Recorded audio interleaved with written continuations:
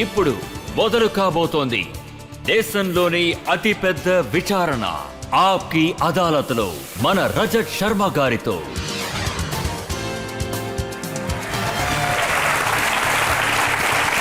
Thank you very much. Aapki అదాలత్లో ఇవాల్టి కేసుని మనం మొదలు పెడదాం.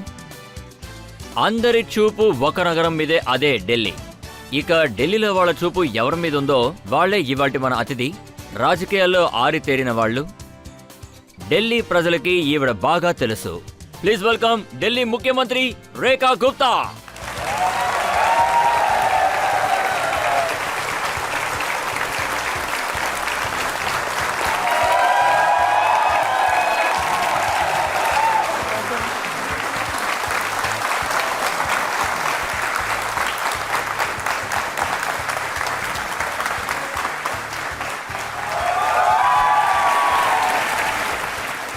ఆప్కి అదాలత్లో ఇవాల్టి మన జడ్జ్, ప్రముఖ రిపోర్టర్, మీరు యూట్యూబ్లో కూడా చూసుంటారు, న్యూస్లో కూడా వినుంటారు. Please welcome Richa Anirudh.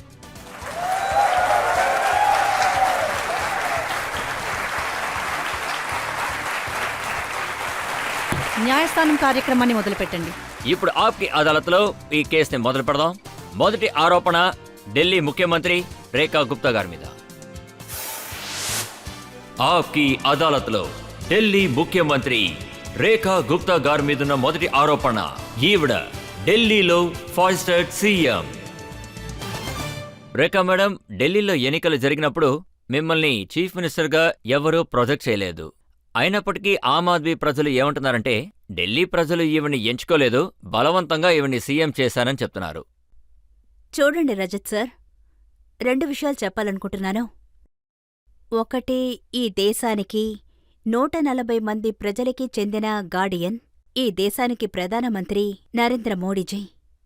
నాకేమనిపిస్తుందంటే, ఢిల్లీకి ఎవరు కరెక్ట్ కాదని ఆయనకంటే బాగా ఎవరికి తెలుస్తోంది. ఆయనను సెలెక్ట్ చేసి అవకాశం ఇచ్చారు అంటే, ఆయన ఢిల్లీకి ఎంత మంచి చేశారు అంటే అంత మంచి చేశారని అర్థం.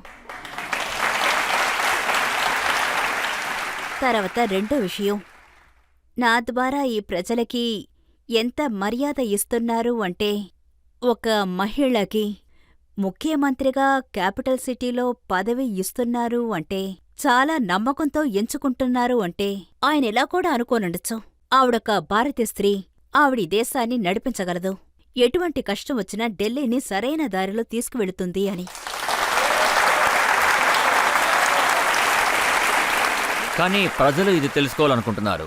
ఈ నిర్ణయం తీసుకోవాల్సిన సమయంలో మీడియాలో చాలా మంది పేర్లు వచ్చాయి. ఒకసారేమో స్మృతి ఇరానీ గారి పేరు వచ్చింది, ఢిల్లీ సీఎం కాబోతున్నారని. ప్రవేశ్ వర్మ గారి కొడుకు టీవీలో కూర్చుని వాళ్ళ నాన్నగారే చీఫ్ మినిస్టర్ అవుతారని చెప్పారు. కానీ మీరెలా అయ్యారో చెప్పండి.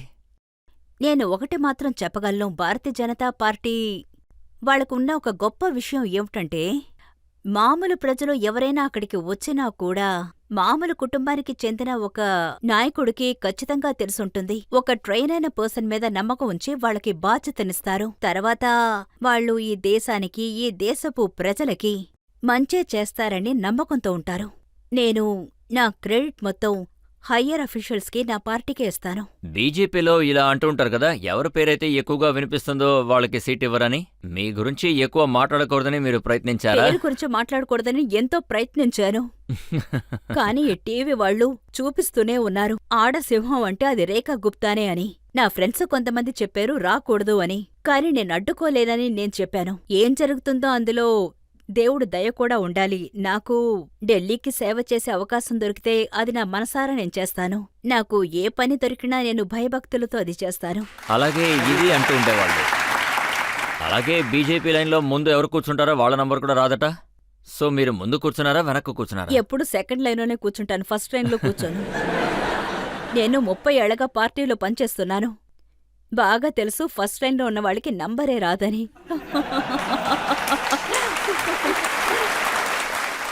మీరు ఫస్ట్ టైం ఎమ్మెల్యే, నిర్వహణలో మీకు ఎలాంటి అనుభవం లేదు. సో ఇది చాలా పెద్ద బాధ్యత. మీరు ఇది చూసి ఎప్పుడైనా భయపడ్డారా? ఈ బాధ్యత రావడం వల్ల మీరు రాత్రిపూట నిద్రపోకుండా ఉన్నారా? భయంగానూ అనిపించింది, రాత్రి మొత్తం నిద్ర రాకుండానూ ఉంది. నేను పదవికి రాడానికి ముందు మీలాంటి నాకు మంచి గార్డియన్ ఉండేవారు. ఆయన నాకు చాలా భయం వేసేది. ఆయన ఏమిటని అడిగేవారు. నేనన్నాను భయం వేస్తుంది అని. ఎందుకు భయమని అడిగేవారు. ఏం జరిగినా మంచే జరుగుతుందన్నారు. విషయం అది కాదు. ఇంకేంటి, నేనేమనుకున్నానంటే ఏమేం జరగకపోతే పార్లమెంట్ మెంబర్గా ఉన్నా కూడా ఓకేనే కదా. మంత్రయ్యి నాకు పార్టీలో ఒక పనిచ్చినా కూడా నాకు ఓకేనే. కానీ ఒక చీఫ్ మినిస్టర్ అయిన తర్వాత నేను ఎలా పనిచేస్తాను? సో ఆ భయం నాకు మొదట్లో కొన్ని రోజులు ఉంది. ఆ తర్వాత నేను ఒంటరిదాన్ని కానని నాకు తెలిసింది. నాకు సపోర్టుగా నా పార్టీ ఉంది. నా ఫ్రెండ్స్ ఉన్నారు, పార్లమెంట్ మెంబర్స్ ఉన్నారు, మంత్రులున్నారు, ఎంతోమంది ఉన్నారు. దీంతోపాటు మన లక్ష్యాలు, మన ఉద్దేశం చాలా స్పష్టంగా క్లియర్గా ఉండాలి. ఆ తర్వాత ఇదొక టీం. అందరం కలిసి పనిచేస్తే ఢిల్లీనింక మంచి పరిస్థితికి తీసుకువెళ్ళొచ్చు. చూడండి మేడం, 27 సంవత్సరాలు భారతీయ జనతా పార్టీ వెయిట్ చేయాల్సి వచ్చింది. ఢిల్లీలో వాళ్ళ గవర్నమెంట్ని ఫామ్ చేయడానికి ఒక టీస్ కూడా ఉంది. 7 ఎంపీస్ గెలుస్తారు కానీ ఢిల్లీలో ఓడిపోతారు అని. ఇప్పుడు నాకు ఇది చెప్పండి, ముఖ్యమంత్రి కాకముందు మోడీ గారిని మీరు ఎన్నిసార్లు కలిశారు? మోదీజీని నేను ఎన్నోసార్లు కలిశాను. ఒక కార్యకర్తగా, ఒక లీడర్గా ఇలా ఎన్నో కోణాల్లో చూశాను. ఒక బాధ్యత గల కార్యకర్తగా నాకాయన చాలా ఇష్టం. కాని ఆయనకి నా గురించి ఏమాత్రం తెలుసో నాకు తెలియదు.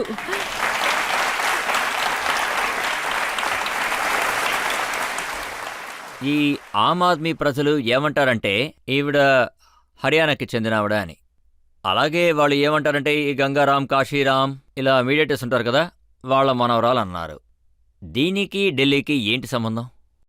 సరే ఇది చెప్పండి, ఢిల్లీకి సొంతం ఎవరు? అందరూ ఢిల్లీకి చెందినవాళ్లే. ఢిల్లీ ఒక మినీ ఇండియా. భారతం ఎలాంటి ఒక పిక్చర్ అంటే జమ్మూ కాశ్మీర్ నుండి కన్యాకుమారి వరకు అందరూ ఉన్నారు. ఇప్పుడు చూసారంటే గుజరాత్ నుంచి నార్త్ ఈస్ట్ వరకు ప్రజలందరూ ఢిల్లీ వైపుకి ఎన్నో కలలతో వస్తున్నారు. ఎన్నో ఏళ్లగా, 30 ఏళ్లగా, 40 ఏళ్లగా ప్రజలందరూ ఢిల్లీలో ఉంటున్నారు. సో ఇదొక మినీ ఇండియా. ఢిల్లీకంటూ ఒక ప్రత్యేకమైన గుణం ఉంది. అండ్ నాకంటే ముందు ఒక సోదరుడు కూడా ఉన్నాడు. ఆయన నాకంటే ముందు ఢిల్లీకి కొడుగ్గా ఉన్నాడు. ఆ తర్వాత పంజాబ్కి పుత్తర్గా మారాడు. ఇప్పుడు బీహార్కి లల్లాగా అవపోతున్నారు.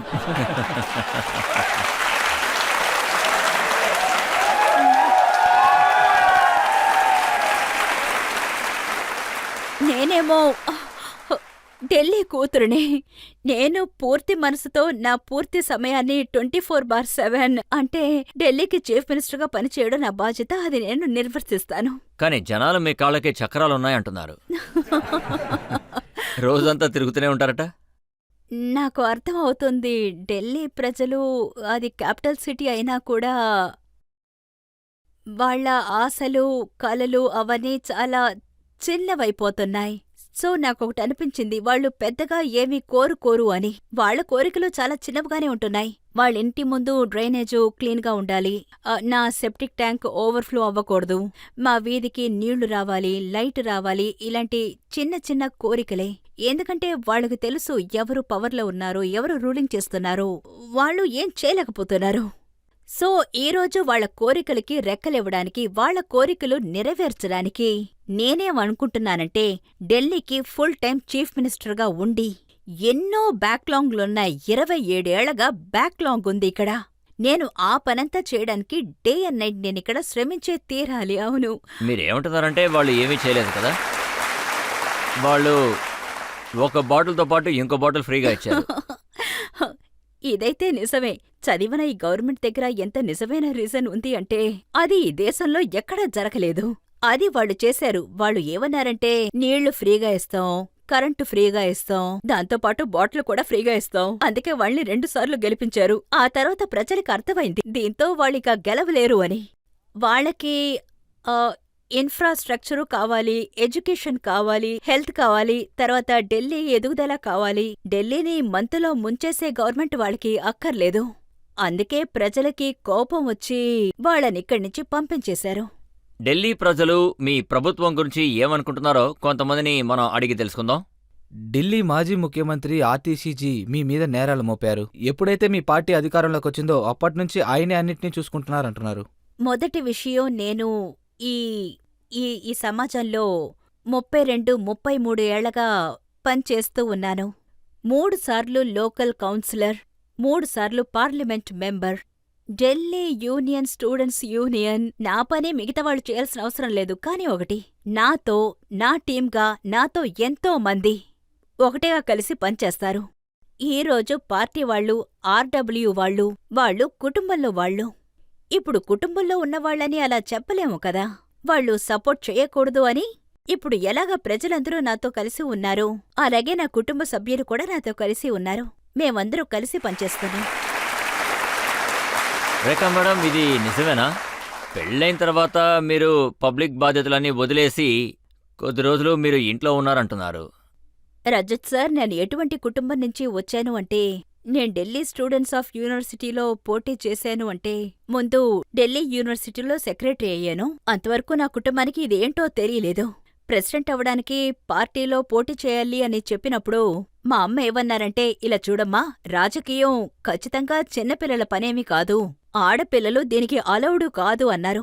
అలాగే పెళ్ళైన తర్వాత కూడా అక్కడ దాదాపు ఇదే పరిస్థితే ఏర్పడింది. ఓకే, ఒక మామూలు జీవితం, కుటుంబాన్ని చూసుకోవాలి. సో ఈ పార్టీ, భారతీయ జనతా పార్టీని ఏమనుకుంటున్నాను అంటే, ఒక లీడర్షిప్ ఉంది. వాళ్ళు ఈ విధంగా ఒక మహిళ సమాజంలో మంచి పనులు చేయగలుగుతుంది అని నన్ను కనిపెట్టి, నా చేపట్టుకొని ఈ పార్టీకి తీసుకొచ్చి నన్ను వదిలారు. ఆ తర్వాత మెల్లమెల్లగా నన్ను ఎంత నరిష్ చేశారు అంటే, ఆ వెద ఇప్పుడు పెద్దదయ్యి ఒక వృక్షంగా మారింది అని చెప్తాను. ఇప్పుడు ఆ వృక్షం వల్ల రోజూ ఎంతో మందికి సహాయం చేయగలుగుతున్నాను. నేనేం విన్నానంటే, మీరు దేశంలో ఎక్కడికెళ్ళినా మీ చుట్టూ ఆడవాళ్ళు గుమ్మిగూడతారని విన్నాను. మీ వల్ల ఇన్స్పైర్ అవ్వగలరని వాళ్ళకి అనిపిస్తోంది. ఈ దేశంలో సగం జనాభా చూడండి ఎంతమంది ఆడవాళ్ళు ఇక్కడున్నారు. వాళ్ళందరికీ ఖచ్చితంగా ఇలా అనిపిస్తోంది, రేఖా గుప్తా చీఫ్ మినిస్టర్ అవ్వలేదు, మేమే చీఫ్ మినిస్టర్ అయ్యాము అని.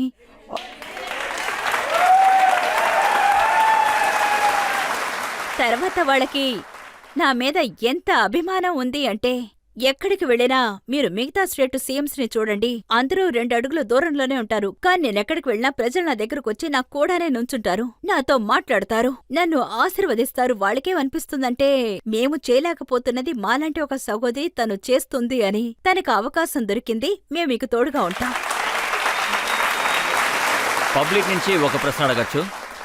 ఇప్పటి వరకు ఎంతమంది ముఖ్యమంత్రులున్నారో వాళ్లల్లో మీకు నచ్చిన ముఖ్యమంత్రి ఎవరు? వాళ్ళని చూసి మీరు ఎందుకు ఇన్స్పైర్ అయ్యారు? నాకు నచ్చిన ముఖ్యమంత్రి ఎవరు అంటే యోగీజీ గారే.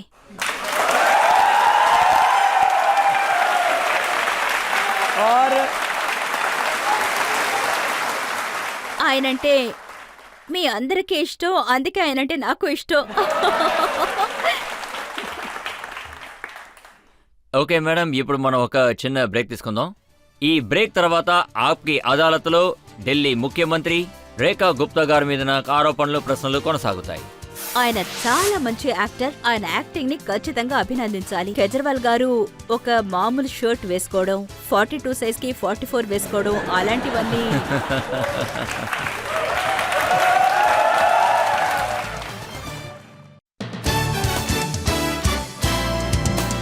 Welcome back. ఆప్కి అదాలత్లో ఇవాల్టి మన అతిథి ఢిల్లీ ముఖ్యమంత్రి రేఖా గుప్తా. ఆప్కి అదాలత్లో తర్వాత ఆరోపణ. ఆప్కి అదాలత్లో ఢిల్లీ ముఖ్యమంత్రి రేఖా గుప్తా గారి మీదున్న ఆరోపణ, ఈవిడ సీఎంగా ఉంటూ డబుల్ స్టాండర్డ్ గేమ్ ఆడుతున్నారు. రేఖా గారు, ఒక సామెత ఉంది, అనుకున్నదొక్కటి అయ్యిందొక్కటి అని. మీ గురించి ఏమంటున్నారంటే, మీరు ముఖ్యమంత్రి అయిన తర్వాత కేజ్రీవాల్ గారు మీ వెంట పడ్డారు అని. ఆయన ఏమన్నారంటే, మీరు ఆయన శీస్ మహల్ గురించి ఎక్కువగా మాట్లాడుతుంటారు, కానీ ఇప్పుడు మీకోసం ఒక రాజభవనమే రెడీ అవుతుందంటున్నారు. ఆ వ్యక్తి, ఆయన రామ్లీలా మైదానం పోరాటం నుంచి వచ్చారు. నాకు కుర్చీ అక్కర్లేదు, నేను అసలు పోటీ చెయ్యను, నేను కారు కొన్ను, బంగ్లా కొన్ను అని చెప్తూనే ఉంటారు. 80 కోట్ల ప్రజలి రక్తాన్ని, చెవటని కార్చి సంపాదించిన డబ్బుని ఆయన కోసం, ఆయన పర్సనల్ యూస్ కోసం బ్రహ్మాండమైన ఇల్లు కట్టుకున్నారు. అక్కడ చూసారంటే ఎన్నో రకాలైన కర్టన్స్, బ్లాంకెట్స్ అని ఎన్నో ఉన్నాయి. చేయకూడని విషయాలు ఎన్నో చేస్తున్నారు. తర్వాత ప్రజలే ఇప్పుడు వాళ్ళని ప్రశ్నిస్తున్నారు. అది ఎలాంటి ఇల్లంటే ఆ ఇంటి గుమ్మం ఎప్పుడు ఎవరికోసమూ తెరిచుండదు, ఎవరు ఇంట్లోకి వెళ్ళలేరు. అది వాళ్ళ పర్సనల్ యూస్. కాని ఈరోజు ఢిల్లీ చీఫ్ మినిస్టర్గా ఉండడం వల్ల ఏదంతా నా దగ్గరుందో అదంతా ప్రజల ఆస్తి. నేను చీఫ్ మినిస్టర్ అయ్యే ఈ రోజుకి 4 నెలలవుతుంది. నేను నా ఇంట్లో చోటు లేకపోతే నేను రోడ్డు మీద కూడా చారి వేసుకుని కూర్చుంటాను. ప్రజలకి కావాల్సిన అన్ని సేవలు నేను చేస్తూనే ఉంటాను. అన్ని సేవలు అక్కడ్నుండే చేస్తుంటాను. గవర్నమెంట్ నుండి ఉండడానికి ఎటువంటి చోటు నాకింతవరకు దొరకలేదు. ఒకవేళ గవర్నమెంట్ ఉండడానికి నాకు చోటు ఇచ్చినా కూడా ఇంతవరకు చరిత్రలో ఏ చీఫ్ మినిస్టరు అది ఫ్రీగా తీసుకోనుండరు. అంటే ఒక చోటు అంటే ఎల్జీ ఒక 4th గ్రేడ్ ఎంప్లాయీ కూర్చుంటారు. ఢిల్లీ మొత్తం చీఫ్ మినిస్టర్ ఉండడానికంటూ చోటంటూ ఏమీ లేదు. నాకు చాలా ఈజీ. అది చీఫ్ మినిస్టర్ ఉండేలైతే నేను ఖచ్చితంగా వెళ్ళుంటాను. ఎందుకంటే నేనొద్దని తిరస్కరించాను. నేను శీష్ మహల్నే వద్దని చెప్పేశాను. నేను గవర్నమెంట్ దగ్గరే ఇది చెప్పేశాను. ఒక రోజుకి ఎంతో మంది ప్రజలు నన్ను కలవడానికొస్తారు. వాళ్ళని అటెండ్ చేసేలాగా ఒక ప్లేస్ నాకిస్తే నేను డెఫినెట్ గా అక్కడ ఉంటాను అని. ఈ రోజు ఒక ఇల్లు, అక్కడ పబ్లిక్ డీలింగ్ ని నేను ఫ్రీగా చేయగలుగుతున్నాను. పొద్దున్నే నన్ను చూడ్డానికి ప్రజలు వస్తారు. ప్రజల కోసం నా ఇల్లు ఎప్పుడూ తెరిచే ఉంటుంది. పొద్దున మీరెప్పుడు కావాలన్నా నా ఇంటికి రావచ్చు. నా ఇల్లు మీకోసం ఎప్పుడు తెరిచే ఉంటుంది. కేజ్రీవాల్ ఇంట్లోకి ఎవరు వెళ్ళడం కూడా కుదరదు. కానీ నా ఇల్లు ప్రజల కోసం ఎప్పుడూ. కానీ అయితే మీకు అర్థమవుతుంది కదా దాని లోపలికి వెళ్ళడం ఎంత కష్టమైన పని అని. కానీ నేను నా ఢిల్లీ ప్రజలు అందరి కోసం, ఢిల్లీ ఎన్సీఆర్ నుంచి ప్రజలందరూ వస్తూ ఉండగా నా ఇల్లు, నా ఆఫీస్, పోయిన రూలింగ్లో ఎవ్వరు ఆఫీస్ లోపలికి వెళ్ళలేకపోయారు. కానీ ఇప్పుడు ఓపెన్లో ఉంటుంది. నేను మీ ముఖ్యమంత్రిని. నా సమయం మీదే, నా ఇల్లు కూడా మీదే. ఇలా చూడండి మేడం, మీ ఇంటి గురించి 28వ జూన్ పీడబ్ల్యూటీ వాళ్ళు ఒక టెండర్ పంపించారు. అందులో ఏం రాస్తుందంటే, ముఖ్యమంత్రి గారు ఇల్లు కట్టేటప్పుడు అందులో 24 ఏసీలుంటాయి, 5 స్మార్ట్ టీవీలుంటాయి, 9 లక్షలు విలువ చేసేది, 3 షాండేర్లుంటాయి, 115 లైట్లుంటాయి, 73 సీలింగ్ ఫ్యాన్లుంటాయి, 6 గీజర్లుంటాయి, హై క్వాలిటీ ఆర్ఓలుంటాయి, 10 ఫ్లడ్ లైట్స్ ఉంటాయి, అడ్వాన్స్డ్ సీసీటీవీ ఉంటాయి, అలాగే టాప్ క్లాస్ ఇంటర్నెట్. సార్, నేను రేపే నా ఆఫీస్ని ఓపెన్ చేస్తాను. నేను రేపే ఇన్విటేషన్ ఇస్తాను. మీరు నా ఆఫీస్కి రండి. తర్వాత ఈ అన్ని వస్తువులు ఈ గౌరవనీయులు ఆమ్ ఆద్మీ పార్టీ వాళ్ళు దేని గురించైతే చెప్తున్నారో ఖచ్చితంగా చెక్ చేయండి. ఒక విషయం మీకు చెప్పుకుంటున్నాను. వాళ్ళు ఎవరంతా ఢిల్లీలో అవినీతి పరంగా ఉన్నారో వాళ్లల్లో ఎవరూ ఢిల్లీకి చాలా నష్టాన్ని ఏర్పరిచారో వాళ్లకి ఢిల్లీ ప్రజలు వాళ్ల 10 ఏళ్ల రూలింగ్కి క్లియర్ కట్ మ్యాండేట్ ఇచ్చారు. ఒకవేళ వాళ్లే తిరిగొచ్చి ఢిల్లీ ఎన్విరాన్మెంట్ని చెడగొట్టాలనుకుంటే, ఢిల్లీ ప్రజల్ని మిస్గైడ్ చెయ్యాలని అనుకుంటే, ఈరోజు మా ఇంట్లో డోర్మెట్ ఎంత కాస్ట్లీయో ఆ కాస్ట్లోనే మా ఇంటిని కట్టుకుంటున్నాం. ఆ డోర్మ్యాట్ కర్టన్ కాస్టే మా ఇల్లు. వాళ్ళీరోజు ఇలా చెప్పారంటే, మా మీద నింద వేశారు అంటే అది బాగోదు. ఇది మాత్రమే చెప్పుకుంటున్నాను. कि बागवान ने भी न जाने कैसे कैसे शौक पाल रखे हैं, फूलों के गमलों में कांटे संभाल रखे थे. इस सियासत में तो चित भी उनकी, पट भी उनकी. हमने क्या बेवजह सिक्के उछाल रखे हैं? तो बात नहीं करेंगे.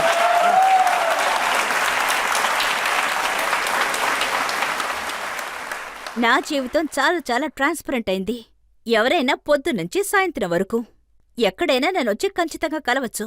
నేను మీలాగా సీక్రెట్ మీటింగ్స్ ఏమీ జరపను. నా దగ్గరేవి 100 మొబైల్ ఫోన్స్ ఏమీ లేవు. ఎవరైనా పట్టుకుంటే వెంటనే విరిపి పారేయడానికి నా దగ్గర ఒక మొబైల్ ఫోనే ఉంది. ఒకేళ్ళే ఉంది. అది కూడా ప్రజలు చెప్తే ఉంటాను, లేదంటే వాళ్ళ మనసులో ఉంటాను. ఈరోజు కూడా రోడ్డు మీదే ఉన్నాను. ఇప్పుడు పబ్లిక్ నుంచి ఎవరైనా అడగచ్చు. చూశారంటే కేజ్రీవాల్ ఆయన పీరియడ్లో ఒక బ్రహ్మాండమైన శీష్ మహల్ సృష్టించారు. దానికి చాలా ఖర్చు కూడా అయింది. ఇప్పుడు మీరు దానిని ఏం చేస్తారు? కరెక్టే. ఒక మహిళగా సరైన ప్రశ్న అడిగారు. ఖచ్చితంగా మా పథకం ఇదే. అది ప్రజల డబ్బు. ఆ డబ్బుని ఏ విధంగా నాశనం చేశారు అంటే, మా ప్రయత్నం ఇలాగే ఉంటుంది. అది ఎటువంటి ప్రయత్నం అంటే, ఆ డబ్బు ఖచ్చితంగా గజానాకి రావాల్సిందే. దానివల్ల ప్రజలకి మంచి జరగాలి, అంతే. ఒకవేళ మీరక్కడ ఉంటే మీకు ఎలాంటి నష్టం లేదుగా? నాకు నిద్ర పట్టదు. అది చూస్తే ఎలా ఉంది అంటే ప్రజలు ఇక్కడ కష్టపడుతున్నారు. అది చూసి ఆ కేజ్రీవాలా గారు చాలా సంతోషంగా ఉన్నారు. ఆయన స్క్రీన్ కూడా ఓపెన్ చేయరు.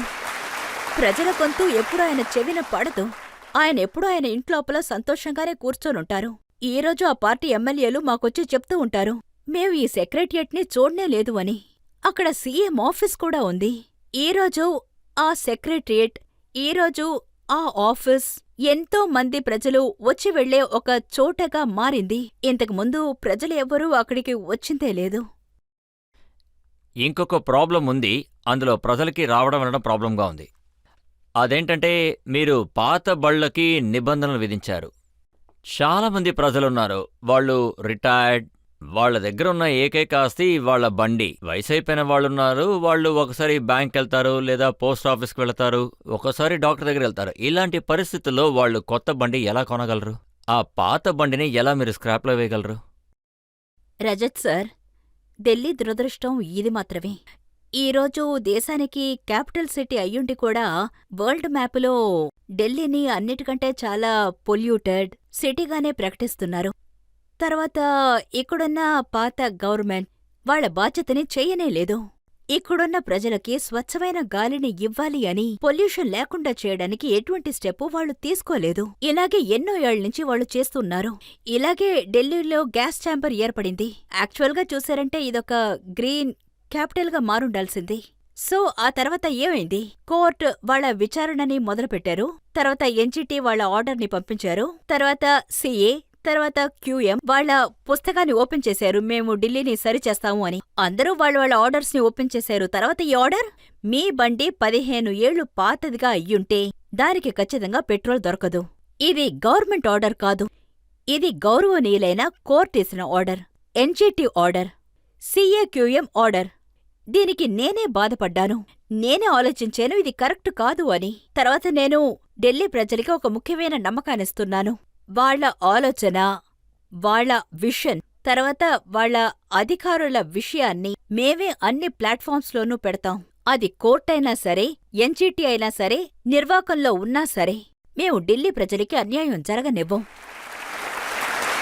ఇక్కడ చూసారంటే చాలామంది ఉన్నారు. ప్రజలు వీడియోస్ని పోస్ట్ చేస్తున్నారు, అలాగే రాస్తున్నారు కూడా, పత్రికల్లో రాస్తున్నారు. వాళ్ళు ఏమంటున్నారంటే 82 లక్షలు పెట్టి మర్సిడీస్ కొంటే ఇప్పుడు 2.5 లక్షలకి అమ్మాల్సి వస్తుంది అని. ఇంకొక వ్యక్తి ఏమంటున్నారంటే నా బండి 20,000 కిలోమీటర్లు నడిచింది, ఆ కార్ని నేను సరిగ్గా తోలలేదు, కానీ నేను దాన్ని అమ్మాల్సి వచ్చింది అన్నారు. మీరు చెప్పేది కరెక్టే, కానీ ఇలాంటి కేసెస్ 1000 కొద్దీ ఉన్నాయి. ప్రజలు ఈ రోజుకి అంటే మా నాన్న బండి అకేషనల్ గానే పెట్టుకుంటారు. ఏదైనా పెళ్లికి వెళ్తే మాత్రమే తీస్తారు, లేదంటే ఒంటరిగా స్కూటర్లోనే వెళ్తారు. ఇలాంటి ఎంతో మంది ప్రజలు మిడిల్ క్లాస్ ఫ్యామిలీ బండిని అకేషనల్ గానే యూజ్ చేస్తారు. తర్వాత అది కరెక్టే, గవర్నమెంట్ పని చేయని ఏ కారణంతో ఈ ఆర్డర్ వేశారో ఆ లాస్ ని ప్రజలు అంగీకరించాల్సిన అవసరం లేదు. ఇంకా పారామీటర్స్ ఉండొచ్చు. తర్వాత ఇది ఎలాంటి న్యాయం? ఢిల్లీ ఎన్సీఆర్ పెట్రోల్ ఇవ్వగలదు, కానీ ఢిల్లీ ఇవ్వలేదు. వాళ్ళు 6 కిలోమీటర్ల అవతల వెళ్లి పెట్రోల్ వేసుకోలేరా? గవర్నమెంట్ ఎప్పుడు దీని గురించి రిప్రజెంట్ చేయనేలేదు. ఇది వాళ్ల యాక్సెప్టెన్స్. ఇది పోయిన గవర్నమెంట్ అంటే గజ్రవాల్ గారు బండిని స్క్రాప్ చేసే ఆర్డర్ అంటే ఆయనే సృష్టించారు. అంటే 1.5 సంవత్సరాలుగా బండిల్ని స్క్రాప్ చేస్తున్నారు. ఆ బండుల్ని ఎలా తీసుకువెళ్లేవారంటే ఏదో రేట్ చేస్తున్నట్టుగా బండుల్నన్నీ తీసుకువెళ్లిపోయేవారు. మరుసటి రోజు స్క్రాప్ అయిపోయిందని చెప్పేవారు. ఇలా ఢిల్లీ ప్రజలకి ఎన్నో అన్యాయాలు జరుగుతూనే ఉండేవి. పనిచేయకుండా ఉండేది గవర్నమెంట్, కానీ కష్టం అనుభవించేది ప్రజలా? కానీ ఇక అలా జరగదు, ఖచ్చితంగా అలా జరగదు. మేము రెండూ చేస్తాం. మేము పని చేస్తాం, ప్రజలు మంచి కోరి తర్వాత అన్యాయం జరగకుండా చూసుకుంటాం. అన్యాయానికి వ్యతిరేకంగా గొంతు లేపుతాం, అది గట్టిగా. ఢిల్లీ మాజీ ముఖ్యమంత్రి అటీసీ సింగ్ ఏమన్నారంటే 62 లక్షల బళ్ళున్నాయి, వాటి మీద యాక్షన్ తీసుకుంటాం, అవి మార్చాలి అని. సో బీజేపీ వాళ్ళు కొత్త బళ్ళు తయారు చేసే వాళ్ళ దగ్గర నుంచి డబ్బులు తీసుకున్నారు, చందాను అవును. తీసుకున్నారు అని. ఇలాంటి బుర్ర వాళ్ళకి మాత్రమే ఉంటుంది. రోజంతా కూర్చొని ఇలా ఆలోచిస్తూ ఉంటారు. చెప్పాలంటే వాళ్ళందరూ మంచి నటులు. వాళ్ళ యాక్టింగ్ ని అభినందించే తీరాలి. అందులోనూ గజ్రవాల్ గారు చీపైన షర్ట్ వేసుకోవడం, 42కి 44 సైజ్ వేసుకోవడం, అలాంటివన్నీ ఆయన క్రియేట్ చేస్తారు.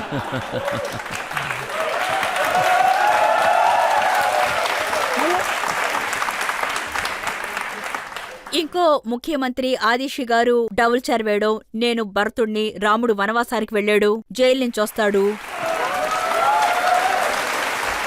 మేమిలా ఆలోచించలేము, మేమసలు ఇలా చేయనేలేము. మీరు మాత్రమే ఇలా చేయగలరు. చరిత్రలో ఈ విధంగా మంత్రికి 2 చైర్లు వేయడం ఎవరైనా చూసారా? రాముడు జైలు నుంచి వస్తాడు, వచ్చి కూర్చుంటారని చెప్తున్నారు. ఇది వాళ్ళు చేసిందే, వాళ్ళు చేసిన పనే ఇదంతా. మేమొచ్చి 4 నెలలే అవుతుంది, కానీ కోర్టు తరచూ చెప్తూనే ఉన్నారు పొల్యూషన్ కి వర్క్ చేయండి, పొల్యూషన్ కి వర్క్ చేయండి అని. అప్పుడు మీరు ఏం చేయలేదా? Odd even, odd even, odd even అంటూ ఉన్నారా? ఆ ఆడ్ ఈవెన్ వల్ల పొల్యూషన్ అయిపోయిందా? ప్రజలకి సమస్యే కదా వచ్చింది. ఈ రోజు మీరు చేసిన పని వల్ల ప్రజలకి సమస్యే కదా వచ్చింది. తర్వాత మీరు ట్వీట్ చేసి ఈ విధంగా జరిగింది అంటున్నారు. అయినా మీకో నమ్మకం ఇస్తున్నాను, దిగులు పడకండి. ఢిల్లీ ప్రజల్ని కాపాడాల్సింది మా బాధ్యత. మేము చెప్పింది చేస్తాం. మీరేమంటున్నారంటే పొల్యూషన్ కోసం వాళ్ళు ఏమీ చేయలేదంటున్నారు, కానీ వాళ్ళేమంటున్నారంటే మేము ఒక కెమికల్ ని తయారు చేసాం, అవునవును. అది గడ్డిలో పెడితే అయిపోతుంది అని. నేను మీకు ఒకటి చెప్తాను. నేను బడ్జెట్ చూసినప్పుడు రీసెర్చర్ని పిలిచి ఒకటి అడిగాను, ఏం పని జరుగుతుంది అని. మీరు వెహికల్ కెమికల్ కనిపెట్టారే, ఏమైంది అని. గెజర్వాల్ గారు కూడా టీవీలో దాని గురించి చాలా పాడారే, పొల్యూషన్ కి మందు కనిపెట్టాము అని. దానికి వాళ్ళు ఏమన్నారంటే, మేడం మేం మందు కనిపెట్టలేదు అని. మరి అంత ప్రచారం జరిగింది, ప్రచారానికి ఎంత ఖర్చు పెట్టారు? దానికేమన్నారంటే 80 కోట్లు ఖర్చయింది అని. నేనడిగాను మందు కనిపెట్టారా లేదా అని. కనిపెట్టడం కుదరలేదు అన్నారు. చూడండి, ఏది కనిపెట్టలేదో దానికి 80 కోట్లు ఖర్చయింది, ఏది కుదరలేదో దానికే ఖర్చు పెట్టారు. ఇలా చాలా విషయాలు జరిగాయి. ఒక షాపింగ్ ఫెస్టివల్ చేయాలని ఒక పథకం వేశారు. ఒక షాపింగ్ ఫెస్టివల్ చేయాలన్నారు. దాని అడ్వర్టైజ్మెంట్కి, అంటే ఆ షాపింగ్ ఫెస్టివల్ అడ్వర్టైజ్మెంట్కి ఒక 27-30 crores ఖర్చు పెట్టుంటారు. సరే, అదైనా జరిగిందని అడిగాను. లేదు మేడం, జరగలేదన్నారు. అంటే వాళ్ళు వాళ్ళ ఇష్టానికి మాట్లాడతారు కానీ సార్. మీరు ఎందుకని చేయనివ్వట్లేదు బీజేపీ వాళ్ళు? హా, అవునవును. మేమే తెలివైన వాళ్ళం. మేమే వాళ్ళని శేష్మహల్ని కట్టమన్నావా? ఆ తర్వాత ఏ పని చేయనివ్వం. తర్వాత ఈ అవినీతి, ఈ మత్తు పదార్థాల గురించి కూడా మేమే చెప్పావా? ఒకటికి ఒకటి ఫ్రీ అని మేమే చెప్పావా? ఇదంతా మేం చేయనిచ్చాం, కానీ మిగతా పనులు చేయనివ్వలేదు. ఇలా చూడండి, వాళ్ళు చేయాలనుకున్నది చేశారు, వాళ్ళు చేయకూడదనుకున్నది ఏఎల్జీ వైపు, టీఎం వైపు, తర్వాత మిగతా వాళ్ళ వైపు చూడండి తోసేశారు. మేడం, పొల్యూషన్ కి వాళ్ళు ఏమన్నారంటే మేఘాల్ని సృష్టించి మేము వర్షం రప్పిస్తాం అంటున్నారు. ఆర్టిఫిషియల్ క్లౌడ్, దాని గురించి ఇప్పుడు మీ ప్రభుత్వం మాట్లాడుతోంది. ఆ పని మమ్మల్ని చేయనివ్వలేదు, కానీ ఇప్పుడు మీరు చేస్తున్నారంటున్నారు. అవును, ఇది నిజమే. వాళ్ళు ఏం చేయాలనుకున్నారో చాలా చోట్ల మేము అది అడ్డుకున్నాం. మేము ఢిల్లీని నాశనం చేయనివ్వకుండా అడ్డుకున్నాం. ఢిల్లీ ప్రజల కలల్ని నాశనం చేయనివ్వకుండా అడ్డుకున్నాం. వాళ్ళు ఎక్కడంతా అవినీతి చేశారో మేము అక్కడంతా రైడ్ చేసి ఆ అవినీతిని అడ్డుకున్నాం.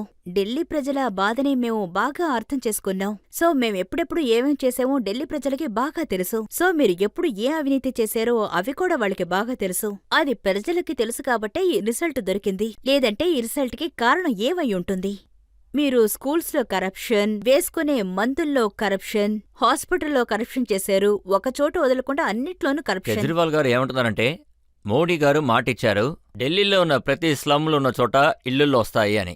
రేఖా గుప్తా గారి ప్రభుత్వంలో స్లమ్ ఉన్న చోట ఇప్పుడు మైదానంగా మారుతుంది. మీరు ఢిల్లీ పరిస్థితిని చూడండి. 20 ఏళ్లేడు వీళ్ళు రూలింగ్ చేశారు. 15 ఏళ్లు కాంగ్రెస్, తర్వాత 12 ఏళ్లు కేజ్రీవాల్ గారు.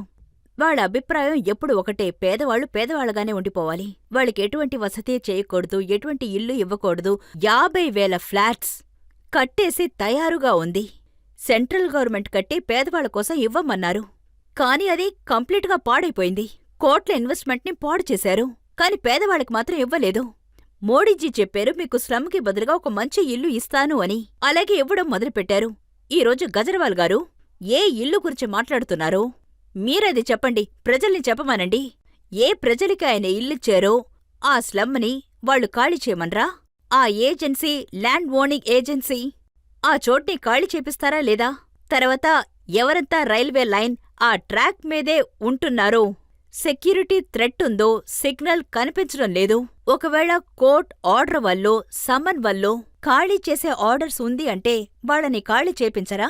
మీరు ఢిల్లీకి చెందిన స్లమ్ పీపుల్ని తరచూ భయపెట్టి వాళ్ళకి ఏవేవో చెప్పి మిస్గైడ్ చేసి వాళ్ళకి ఏవేవో చెప్పారు, మీ ఇల్లు కూలిపోతుంది అని. ఇదే అండి ఇంతకుముందు ఉన్న గవర్నమెంట్. ఇది ప్రజలకి అది స్లమ్ పీపుల్కి ఇల్లు ఇవ్వడం గురించి మాట్లాడారు. ఈ రోజు కూడా మీ అందరి ముందు నేను స్ట్రాంగ్గా చెప్తాను. స్లమ్ పీపుల్కి యాక్చువల్గా ఒక పారామీటర్ ఉంది సార్, నేను చెప్తాను. ఒక పారామీటర్ని 2015లో రెడీ చేశారు. అది ఆమ్ ఆద్మీ గవర్నమెంట్ రెడీ చేసింది. అందులో 2015కి ముందు ఎవరంతా ఢిల్లీకి వచ్చారో వాళ్ళందరికీ ఇల్లు ఇవ్వాలి అని. సో ఈ రోజు ఎవరంతా ఆ పారామీటర్ లోపలికి వస్తున్నారో వాళ్ళకి రిజిస్ట్రేషన్, వాళ్ళందరికీ ఇల్లు ఇస్తున్నారు. అందులో లేని వాళ్ళకి అది మీరే డిసైడ్ చేశారు. వాళ్ళేమంటున్నారంటే మాకు కూడా ఖచ్చితంగా ఇల్లు కావాలని. చూసారంటే మన దగ్గర ఇప్పుడు 2 దారులే ఉన్నాయి. ఒకటి మీ పాలసీ తప్పుగా ఉండాలి, లేదంటే మన పాలసీని మార్చుకోవాలి. అప్పుడు ప్రజలు చెప్తున్నారు 2 నెలలకు ముందు వచ్చిన వాళ్ళకి ఇల్లుస్తున్నారు అని. వాళ్ళు ట్యాక్స్ పేయర్ అంటున్నారు, మేము ట్యాక్స్ పే చేస్తున్నాం కానీ 2 నెలలకు ముందు ఇచ్చిన వాళ్ళకి ఇల్లుస్తున్నారు అని. ఇప్పుడు వచ్చిన వాళ్ళకి ఇస్తున్నారు, 40 ఏళ్ల ముందు వచ్చిన వాళ్ళకి ఇస్తున్నారు. ఇది ఎక్కడైనా స్టాప్ అవ్వాలి కదా. మేము పూర్తిగా సిస్టమాటిక్గా ఢిల్లీలో ఎవరంతా స్లమ్ ఇళ్లల్లో ఉన్నారో వాళ్ళకి మంచి వసతులతో, మంచి ఇంట్లో, మంచి ఇన్ఫ్రాస్ట్రక్చర్ ఇవ్వాలనుకుంటున్నాం. ఆ పిల్లలు కూడా మంచి ఎన్విరాన్మెంట్లో పెరగాలనుకుంటున్నాం. అదే మాకు కావాలి. ఏ కారణం చేత ఏ స్లమ్ పీపుల్ని వదిలేయకూడదనేదే నా కోరిక. రేఖ గారు, నేను చాలా మంది పేదవాళ్ళ వీడియోస్ చూశాను. ఇప్పుడు మీరు చెప్పిన వాళ్ళు అశోక్ విహార్, వజీర్పూర్కి చెందిన వాళ్ళు ఏమంటున్నారంటే రాత్రి 3ంటికి డెమాలిషన్ జరిగిందన్నారు. మాకు మరుసటి రోజు పొద్దున కోర్టులో డేట్ ఉందన్నారు. మాకు స్టే వచ్చిండది కానీ డెమాలిష్ చేశారంటున్నారు. చూడండి, మీరు ఏ జైలర్ గురించి చెప్తున్నారో నాకు తెలీదు. 1675 ఇళ్లు కట్టి ఆ స్లమ్ పీపుల్కి ప్రథమ మంత్రి ఆయన చేతులతో తాళాలిచ్చారు. స్వాభిమాన్ అపార్ట్మెంట్. ఆ స్లమ్లో ఎన్ని కుటుంబాలున్నాయో, ఎంతమంది ఎలిజిబులో వాళ్ళందరికీ ఇళ్ళిచ్చాం. ఎవరూ ఎలిజిబిలిటీ క్రైటీరియాలో రాలేదో అలాగా 200-250 కుటుంబాలున్నాయి. వాళ్లకి కోర్టు కంటిన్యూస్గా ల్యాండ్ ఓనింగ్ ఏజెన్సీ డీడీస్ని, నోటీసెస్ని వాళ్ళు ఇస్తూనే ఉన్నారు. దయచేసి ఆ ప్లేస్ని ఖాళీ చేయమని. ఎందుకంటే మీకు ఫ్లాట్ ఇచ్చారు, అది కూడా ఎన్నో లక్షల వాల్యూ ఉన్న ఒక ఫ్లాట్. ఒక్కొక్కరికి ఎలా ఇచ్చారంటే డైరెక్ట్గా మీరొచ్చి అక్కడ ఉండొచ్చు. ఆ తర్వాత కూడా కొందరొచ్చి వాళ్ళని మిస్గైడ్ చేసి అక్కడి నుంచి వాళ్ళు వెళ్లకుండా ఉంటే ఏజెన్సీ దానికి తగినట్టుగా యాక్షన్ తీసుకుంటుంది. సరే మీరే చెప్పండి, వాళ్ళని తప్పు చెప్పాలా, వీళ్ళని తప్పు చెప్పాలా, కోర్టుని తప్పు చెప్పాలా? వాళ్ళు కోర్టుకు వెళ్లారు కానీ కోర్టు స్టే ఇవ్వలేదు. ఇంకా నేను ఏం చేయగలం? ఎవరికివ్వాలో వాళ్ళకి ఖచ్చితంగా ఇవ్వాలని మేము ఈ రోజుకి చెప్తున్నాం. దానికోసం సీరియస్ గా మేము అన్ని ఎఫర్ట్స్ వేస్తూనే ఉన్నాం. కంటిన్యూస్ గా 25,000 ఇళ్లు గవర్నమెంట్ ద్వారా కట్టబడ్డాయి, సెంట్రల్ ఫండ్ ద్వారా.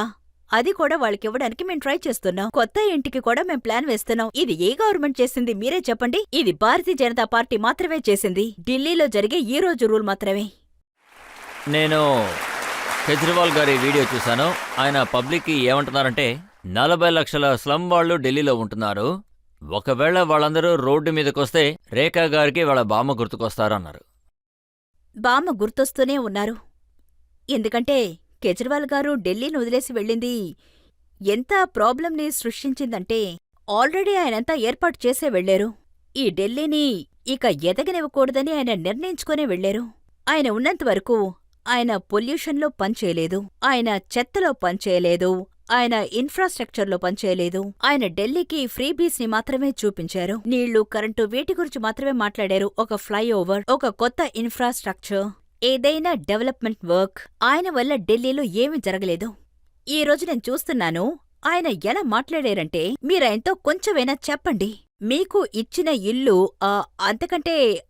అంతకంటే వసతిగా ఇంకేం ఉంటుంది అని. ఆయనేమనుకుంటున్నారంటే పేదవాళ్ళు అక్కడే ఉండాలి, వాళ్ల జీవితం ఎన్నడూ ప్రకాశవంతంగా మారకూడదు. అందుకే ఆయన వాళ్ళనే రెచ్చగొడుతున్నారు. కానీ ఢిల్లీ ప్రజలు మూర్ఖులేమీ కారు. స్లమ్లో కూడా తెలివైన వాళ్ళున్నారు. వాళ్ళనెవరూ మోసం చేయలేరు. వాళ్ళు ఏం చేయాలి, ఎవరితో ఉండాలని వాళ్ళకి బాగా తెలుసు. అందుకని కేజ్రీవాల్ గారు ప్రయత్నించకండి, అలా చేసి చూడండి. 40 లక్షల ప్రజలు మీకోసం వస్తారా, లేదా వాళ్ల పథకం కోసం వాళ్ళు పనిచేసే వాళ్ళని, లేదా వాళ్ల మంచి కోసం పనిచేసే గవర్నమెంట్ కోసం వస్తారా? ఆయన ఏమంటున్నారంటే అదే స్లమ్ వాళ్లతో ఎలక్షన్ టైంలో బీజేపీ నాయకులు రాత్రిపూట ఉంటారు, వాళ్ళకి సొంతం అని చెప్పుకుంటారు, వాళ్ళ ఇంట్లో ఉంటారు, కానీ వాళ్ళ ఇల్లు డెమాలిష్ చేసేటప్పుడు ఎవరు కాపాడడానికి రాలేదన్నారు. ఈ రోజు కూడా అదే. మీరు 4 స్లమ్స్ని ఢిల్లీలో 675 క్లస్టర్స్తో కంపేర్ చేస్తే అది ఖచ్చితంగా జరగదు. ఈ రోజు ఢిల్లీ మొత్తం 675 క్లస్టర్స్ ఉన్నాయి, కానీ యాక్షన్ తీసుకుంది కేవలం 4 మాత్రమే. అందులో 3లో కోర్ట్ కేసెస్ ఉన్నాయి. తర్వాత ఇంకొకటి ల్యాండ్ ఓనింగ్ ఏజెన్సీ. వాళ్ళకు ఆల్రెడీ ఇల్లిచ్చి ఖాళీ చేసేశాం. ఈ 4 తప్ప ఢిల్లీలో ఇంకెక్కడ యాక్షన్ తీసుకోలేదు. ఇంకో విషయం చూశారంటే మన కేజ్రీవాల్ గారు ఇందులో కుంభకర్ణుడు. 6 నెలలు పంజాబ్లో రాజకీయం చేశారు. అప్పుడాయనకి ఢిల్లీ గుర్తుకు రాలేదు. ఈ 4 నెలల్లో ఢిల్లీ ఎంత ముందుకు వెళ్తుందో ఆయనకి తెలియలేదు. కానీ ఈరోజు అవకాశం రాగానే పంజాబ్ ఎలక్షన్స్ అవగానే ఇక్కడికి దూకొచ్చేశారు. ఆయనేమన్నారంటే స్లమ్ పీపుల్ కి ఇది దొరకలేదు అది దొరకలేదు అని. ఇన్నేళ్లగా మీరిక్కడే ఉన్నారుగా. రూలింగ్ చేయడానికి మొత్తం హక్కు మీ చేతిలోనే ఉంది. మీరొక్క స్లమ్ పీపుల్కైనా ఇల్లిచ్చారా? చెప్పండి, ఒక్క స్లమ్ పీపుల్ అయినా చెప్పండి కేజ్రీవాల్ గవర్నమెంట్ నాకొచ్చి ఇల్లిచ్చారు అని. ఒక్క ఇల్లు కూడా ఇవ్వలేదు సార్. ఇప్పుడు ఉన్న గవర్నమెంట్ ఎన్నో ప్రజలకి ఇల్లివ్వడానికి ప్లాన్ వేసింది. మేం సీరియస్గా అందులో వర్క్ చేస్తున్నాం. మీరేమంటున్నారంటే స్లమ్లో లక్షల మంది ప్రజలు స్లమ్లో ఉంటున్నారు. వాళ్ళందరికీ మీ ప్రభుత్వం సెంట్రల్ గవర్నమెంట్ ఇల్లు కట్టిస్తుంది అంటున్నారు. స్లమ్లున్న చోటే మీరు ఇల్లు కట్టిస్తారా? 100%. 100%. చూడండి, ఇది ఎన్నో ఏళ్ల బ్యాక్లాగ్. టైం తప్పకుండా ఉంటుంది. కానీ ధైర్యంగా మిమ్మల్ని ఎవరు ఎక్కడికి తరవడం లేదు. మీరు మీ చోటే ఉండండి. తర్వాత ఫస్ట్ టైం మా గవర్నమెంట్ ఒక పని చేసింది, అది ఇంతవరకు ఎవరూ చేయలేదు. చెప్పాలంటే 700 కోట్ల బడ్జెట్ నేను దీనికోసం తీసిపెట్టాను. ఇది స్లమ్ పీపుల్ డెవలప్మెంట్ కోసం. 700 కోట్లు దేనికోసం? ఇది వాళ్ళ రోడ్స్, డ్రైనేజ్, బాత్రూమ్స్. ఈ రోజు వాళ్ళకి స్నానం చేయడానికి బాత్రూమ్స్ కూడా లేవు, బయటే స్నానం చేస్తున్నారు. ఈ రోజు వాళ్ళు టాయిలెట్కి వెళ్ళడానికి అశుభ్రమైన టాయిలెట్సే యూజ్ చేస్తున్నారు. వాళ్ళు ఎప్పుడు బాధపడలేదు. క్షమించండి, కేజ్రీవాల్ గారైనా సరే, పాత గవర్నమెంట్ అయినా కానీ సరే. వాళ్ళు కేజ్రీవాల్ గారికే కదా ఓటేశారు. చూడండి, మీ బిడ్డకి ఏది కరెక్టో ఏది తప్పో తెలియదు. మీరే నేర్పించాలి. మెల్లమెల్లగా వాళ్ళకి అర్థం అవుతుంది మా అమ్మ నాన్నలు మా కోసం కరెక్ట్గానే ఆలోచిస్తున్నారు అని. సో కరెక్ట్గా ఆలోచించే, కరెక్ట్గా పనిచేసే పార్టీలు వాళ్ళకి ఏనాడు దొరికింది లేదు. ఈ రోజు వాళ్ల కోసం రోడ్డు వేయడం చూసేటప్పుడు, బాత్రూంలు కట్టడం చూసేటప్పుడు, పార్కు కట్టడం చూసేటప్పుడు, స్కూల్స్ కట్టడం చూసేటప్పుడు వాళ్ళకి తెలుస్తుంది ఇన్నాళ్ళు చీకట్లో ఉన్నామే అని. ఎందుకు మనకోసం ఇన్నాళ్ళు ఎవరూ ఏం చేయలేదు అని. ఇప్పుడు నాకు దొరికే ఫెసిలిటీ ఇంతకు ముందు ఎందుకు దొరకలేదు అని. ఈ రోజు 700 కోట్లు గవర్నమెంట్ ఇవ్వగలుగుతుంది అంటే ఇంతకు ముందున్న గవర్నమెంట్ ఎందుకు ఇవ్వలేకపోయిందో చెప్పండి. ఈ విషయం వాళ్లకు కూడా అర్థమవుతుంది. పబ్లిక్ నుంచి ఒక ప్రశ్న అడుగుదాం. కేజ్రీవాల్ సార్ అతని ఆఫీసులో అంబేద్కర్ గారు ఇంకా భగత్ సింగ్ గారి ఫొటోస్ పెట్టారు. మీరు వాటిని తీసేశారు. అందుకు ఆతిషి గారు ప్రొటెస్ట్ చేశారన్న మాట వస్తుంది. అది నిజమేనా? చూడండి, ఈ పార్టీ ఉందే, ఇది పోరాటం పార్టీ. పోరాటంతో వెళ్ళిపోయింది. రామ్లీలా మైదానం నుంచి వాళ్ళు రూలింగ్లో ఉన్నప్పుడే పోరాటంలోనే ఉంటారు. చీఫ్ మినిస్టర్గా ఉంటూ కేజ్రీవాల్ గారు, వాటర్ మినిస్టర్గా ఉంటూ ఆతిషి గారు పోరాటంలో కూర్చోవడం ఈ ప్రపంచమే చూసింది. మొదట్నుంచే వాళ్ళిద్దరూ అలాగే ఉన్నారు. వాళ్ళకిప్పుడు అసలేం చేయాలో తెలియడం లేదు. వీళ్ళు గవర్నమెంట్ని పట్టేశారు. ఇప్పుడు మనం ఏం చేయాలో వాళ్ళకసలు అర్థం కావడం లేదు. ఇప్పుడు ఆఫీస్ నాది. ఇప్పుడు నేనే డిసైడ్ చేయాలి ఫోటో ముందు పెట్టాలా లేక వెనక పెట్టాలా అని. నా వీపి వెనకాల బాబాసాహెబ్ ఫోటో, భగత్ సింగ్ ఫోటో. నేనా ఫోటోస్ అక్కడి నుంచి తీసి ఇక్కడ పెట్టాను నా ముందు. అరే, చీఫ్ మినిస్టర్ ఫోటోస్ తీసేశారు. అప్పుడు వాళ్ళందర్నీ పిలిచాను, రండి ఇక్కడ కూర్చోండి అని. అప్పుడు చెప్పాను, కాదు ఫోటోస్ ఇక్కడ కాదు ఇక్కడున్నాయి అని. అవునా, ఫోటోస్ ఇక్కడున్నాయా? నేను చెప్పాను, ఫోటోస్ ఇక్కడుంటే దండం పెట్టుకోవడానికి బాగున్నాయి అని. ఇందులో ఏదైనా సమస్య మీకు అని. ఓహోహో, మళ్ళీ నా రూమ్ నుంచి బయటికి వెళ్ళిపోయి ఆ బోర్డుని తీసుకొని జరగనివ్వము జరగనివ్వము జరగనివ్వము.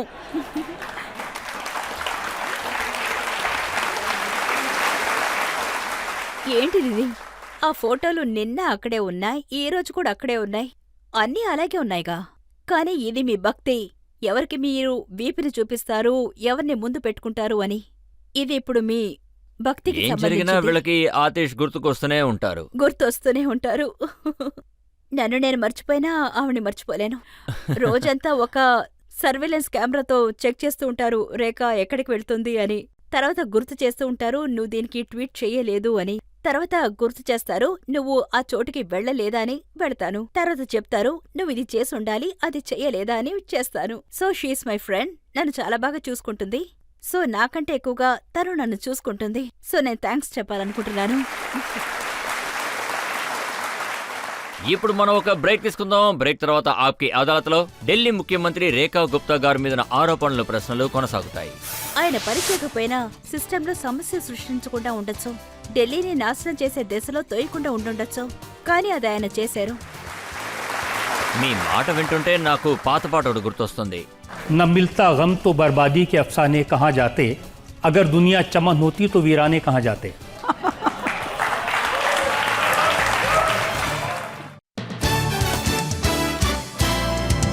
Welcome back. ఆప్కి అదాలత్లో ఇవాల్టి మన అతిథి ఢిల్లీ ముఖ్యమంత్రి రేఖా గుప్తా గారు. ఆప్కి అదాలత్లో తర్వాత ఆరోపణ.